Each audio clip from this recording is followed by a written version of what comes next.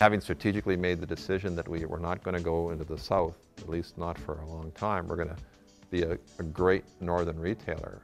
Well, now you're thinking, okay, what's up in the north? We knew Alaska was there, but then we got serious about looking at what really was there. There's always apprehension when you know that that change is going to be coming.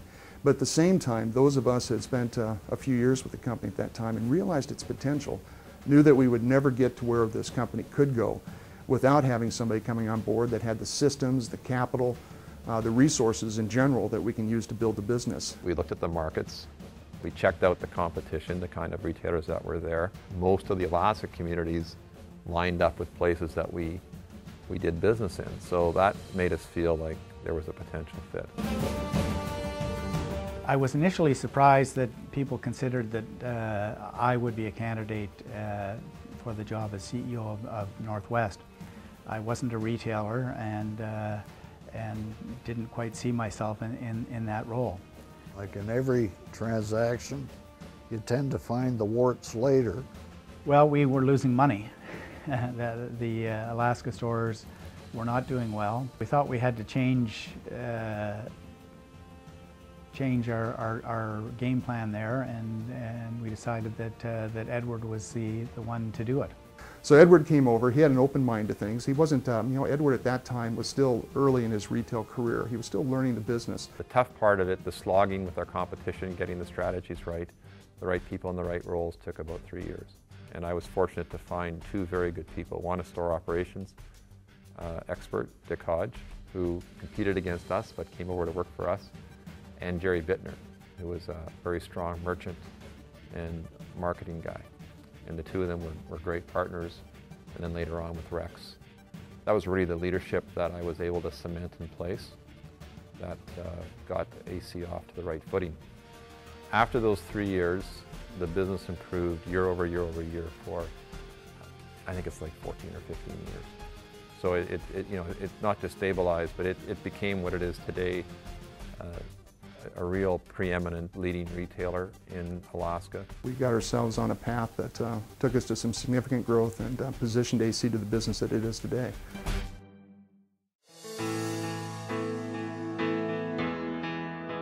I was always looking for ways to structure the company to give a greater proportion to these investors pre-tax, because Income Trust had quite a following among investment analysts and institutions, and it got us some name recognition that we wouldn't have received as a small cap retailer. We decided to close down these extra distribution centers that were really put in place for the large stores. And I amalgamated them all into Winnipeg, which at that time was probably the second most automated distribution center in Canada.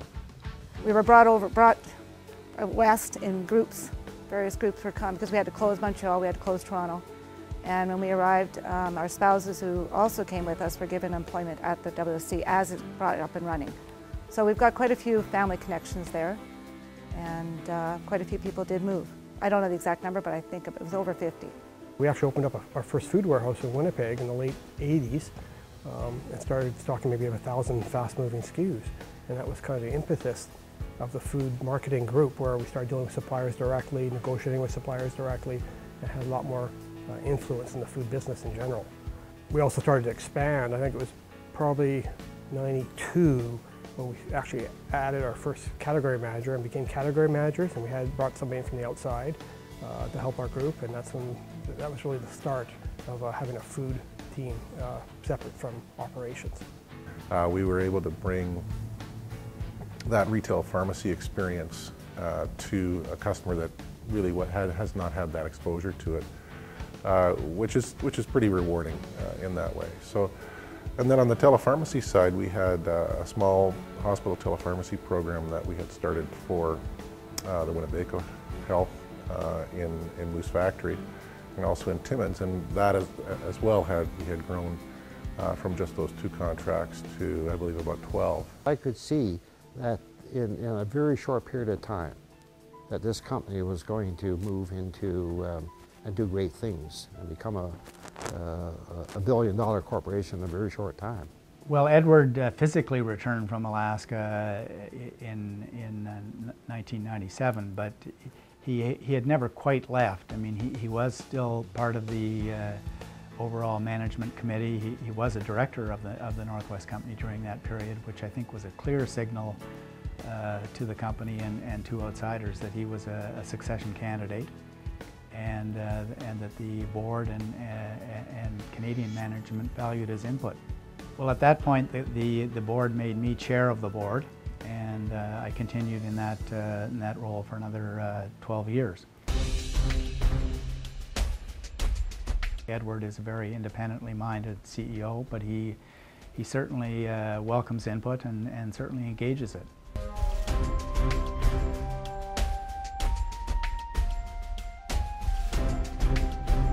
Yeah, the Giant Tiger business development was very much Edward's baby. He had developed a relationship with Jeff York and Gordon Reed at Giant Tiger. I invited Gordon Reed, their CEO, founder, to come out to Winnipeg.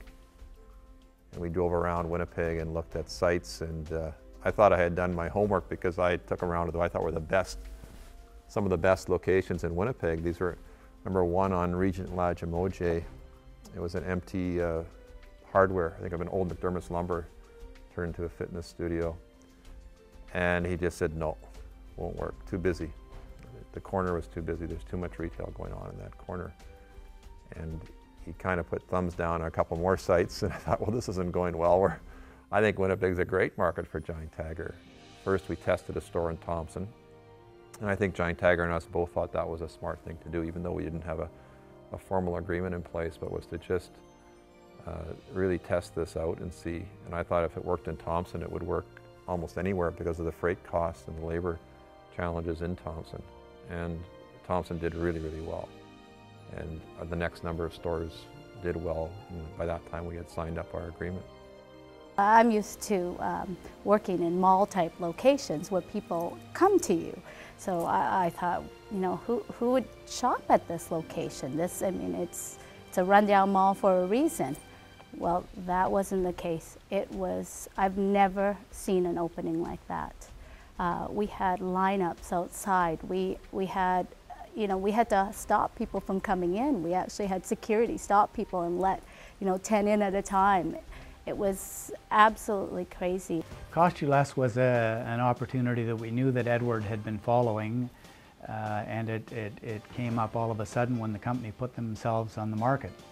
Why would we want stores in the far Pacific, and why would we want stores in the Caribbean?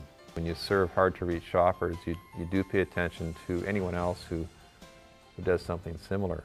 We've got first world and third world infrastructure side by side on the island, which we felt we were adaptable to.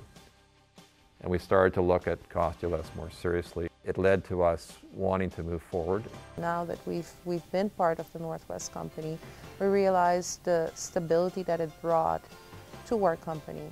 Financial stability, growth, more education, support, a larger support system than what we had before, and just growth coming from the expertise of the Northwest Company in running stores in remote locations. There are more opportunities in the Caribbean. We've taken a look at that market extensively, especially the Eastern Caribbean, and there are easily six markets there that could provide some growth to us. When you look at the South Pacific, as vast an area as that is, it's really exciting about what some of the potential is. I think the Cost You Less acquisition has been good in developing our mindset of retail formats. I decided, after 12 years as being chair, that we needed to have the transition to a younger chair, and also to ensure that we had good board succession. Sandy's an eloquent spokesperson. Like all of us, developed a real love for the northern business, because I don't think otherwise we would have got a person of that talent.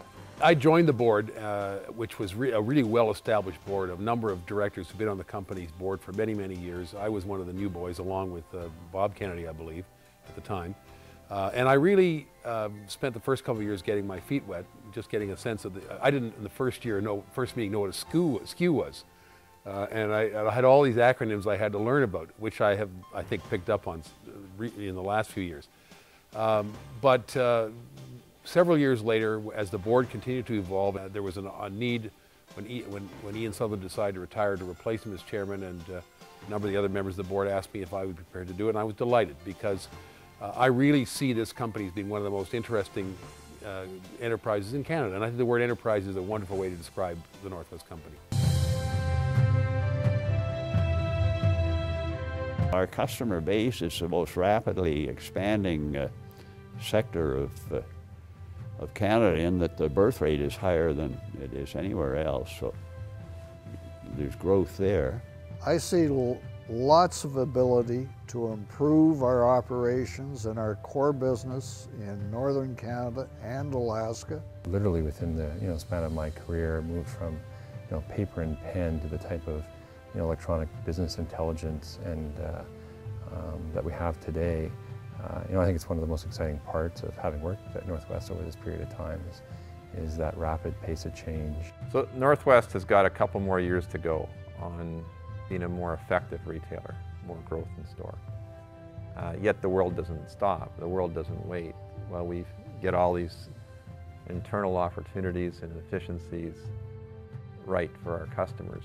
In the future, people will know Northwest for being the place to go, to get product moved, and to see this endless aisle of assortment and services and products that they can find anywhere else in the world, brought to their doorstep and backed up by a reputable brand who knows what they're doing when it comes to serving small, hard-to-reach communities.